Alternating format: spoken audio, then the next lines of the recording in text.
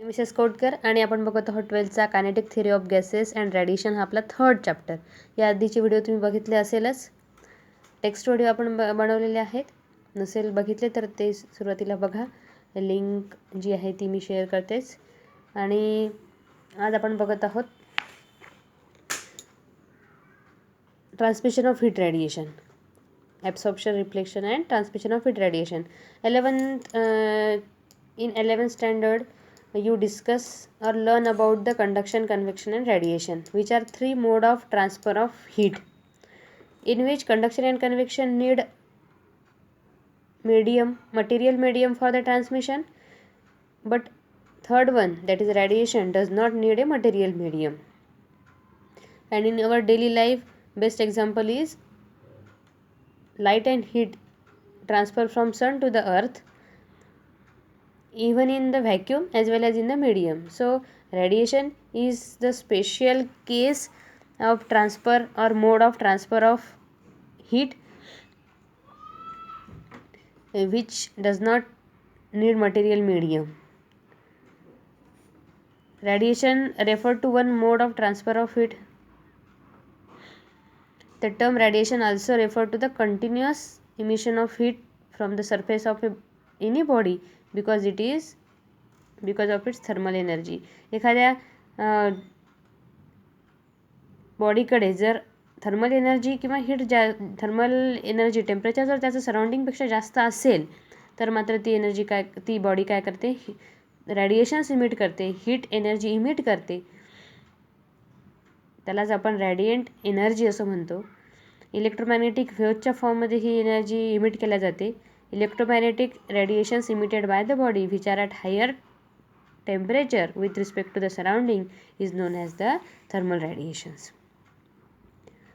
आता बघा, interaction of thermal radiation and matter.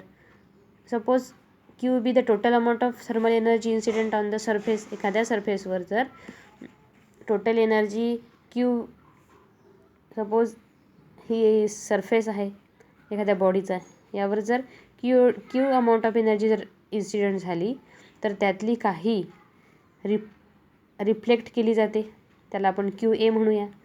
काही ही ॲब्सॉर्ब केली जाते, ही बॉडी काय करेल, ॲब्सॉर्ब करेल स्वतःकडे, त्याला आपण क्यू ए म्हणू. रिफ्लेक्ट जी झाली त्याला आपण क्यू आर म्हणूया. आणि जी ट्रान्समिट झाली त्याला आपण क्यू टी म्हणूया. म्हणजे जी क्यू जर आपण टोटल अमाऊंट ऑफ एनर्जी घेतली इन्सिडेंट तर क्यू ए काय आहे, amount of energy absorb, Q R amount of energy reflect and Q T is the amount of energy transmitted.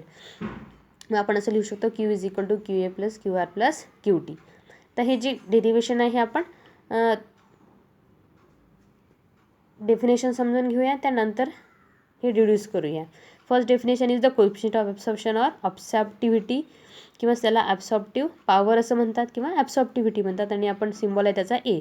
The ratio of amount of heat absorb to the total quantity of heat incident is known as coefficient of absorption. काय म्हटलं त्यांनी, ratio आहे कशाचा, amount of heat absorb, amount of heat absorb. जर आपण Q A ही amount of heat absorb घेतली to the total quantity of heat incident, Q ही जर इन्सिडंट झालेली एनर्जी असेल तर मग ए काय आहे, coefficient of absorption, Q A upon Q. Then second definition is the coefficient of reflection, किंवा त्याला रिफ्लेक्टन्स असं म्हणूया, जी आरने डिनोट केलं. Ratio of amount of radiant energy reflected, amount of radiant energy suppose Q R असेल reflect झालेली, to the total energy incident Q आहे, याच रेशोला काय म्हणायचं, R, coefficient of reflection. Then coefficient of transmission, त्यालाच ट्रान्समिटन्स म्हणायचं. The ratio of amount of energy transmit, suppose Q T is the transmitted energy divided by total incident energy, यालाच आपण काय म्हणणार, T to the base R. टीने denote करा किंवा T to the base आरने डिनोट करा, टी आर. ओके, यावरूनच हे रिलेशन काढलं जे आपण काढलं होतं. हे जे आपण सुरुवातीला बघितलं होतं, याला डिवाइड बाय क्यू, प्रत्येक टर्मला जर आपण क्यूने डिवाइड केलं, Q upon Q 1, Q upon A जे आपण आत्ताच पाहिलं, coefficient of absorption, Q T upon Q, coefficient of reflection, Q T upon Q, coefficient of transmission म्हणजे A plus R plus T is equal to 1. हे एक well known expression आहे. Equation लक्षात घ्या, 1 मार्क्ससाठी वगैरे महत्त्वाचं आहे. ओके, आता 1 मार्क किंवा MCQसाठी काही महत्त्वाचे पॉईंट्स ते बघूया. हे जे आहेत ART हे सगळे काय आहे, डायमेन्शनलेस क्वांटिटी आहे, कारण रेशो आहे तो एनर्जीचा. ओके, नोटमध्ये बघा, इफ जो आपण इक्वेशन बघितलं A plus R plus T is equal to 1, यावर डिपेंड आहे सगळं. If R is equal to 0, A is equal to 0, A आणि आर जर 0 असेल तर टी इज इक्वल टू काय होईल, 1. म्हणजे जेवढी एनर्जी फॉल होईल एखाद्या सरफेसवर, जेवढी एनर्जी फॉल होईल ती सगळीच्या सगळी काय होईल, ट्रान्समिट होईल. त्यालाच काय म्हणायचं, perfect transmitter. The object is said to be completely transparent to the radiation. A substance through which heat radiation can pass is known as diathermous substance. ज्या सरफेसमधून हीट एनर्जी ट्रान्सफर होऊ शकते, पास होऊ शकते, त्यालाच काय म्हणायचं, diathermous substances. So for diathermous body TR does not equal to 0. काहीतरी transfer होणारच आहे, त्यामुळे हा जो रेशो आहे कोणता, Q2/Q, it does not equal to 0. हा कधीच 0 राहत नाही डायथर्मस सबस्टन्ससाठी. Diathermous body is neither a good absorber, चांगला ॲब्सॉर्बरही नसतो, त्याचबरोबर it is not a good reflector. Example जे आहेत ते आहे glass, quartz, sodium chloride, hydrogen, oxygen, dry air. Examples of diathermous substance. Third point बघा, if T is equal to 0, आता जर टी 0 असेल तर मग काय होईल, A plus R is equal to 1. म्हणजे याच्यात उलट आहे बघा, ट्रान्समिशनच होणार नाही. असं जर असेल, एखादा सबस्टन्स ट्रान्समिट करत नसेल रेडिएशन, त्याला म्हणायचं opaque to the radiation. Radiation transfer न करणे त्याला म्हणायचं opaque. Substance which are largely opaque to the thermal radiation, that is do not transmit heat radiation incident on them, are known as athermanous substances. Pass न करणारे athermanous, pass करणारे diathermanous. Examples of athermanous substances are wood, water, iron, copper, moist air, benzene, etc. Next point बघा, if T is equal to 0, A is equal to 0. T आणि A दोन्ही 0 असेल तर R is equal to 1 येईल यात. म्हणजे जेवढी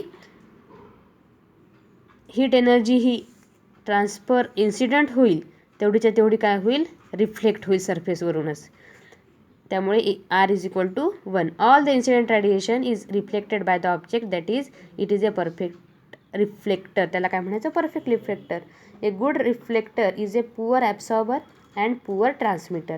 transmission किंवा ॲब्सॉर्प्शन तो करणार नाही, त्यामुळे त्याला पुअर ॲब्सॉर्बर किंवा पुअर ट्रान्समिटर म्हणायचं. If R is equal to 0, T is equal to 0. R is 0, T is 0. मग काय होईल, ए इज इक्वल टू 1. म्हणजे सगळीच्या सगळी ॲब्सॉर्ब केल्या जाईल. All the incident energy is absorbed by the object. Such an object is called a perfect black body. त्यालाच काय म्हणायचं, परफेक्ट ब्लॅक बॉडी. आणि ही आपण डिस्कस करणारच आहोत डिटेलमध्ये. महत्त्वाचा पॉईंट आहे परफेक्ट ब्लॅक बॉडी. आता हे जे टर्म्स आहेत ए, आर किंवा टी, हे डिपेंड करतं त्या मटेरियलवर, ज्या मटेरियलवर हीट ट्रान्सफर होणार आहे. त्याचबरोबर इन्सिडंट हीट एनर्जीच्या व्हेवलेंथवर, कारण की heat energy is in the form of electromagnetic radiation, त्याची व्हेवलेंथ किती आहे यावर सुद्धा ह्या क्वांटिटीज डिपेंड असतात. Okay, thank you. In the next video we will discuss important topic, that is perfectly black body. Thank you.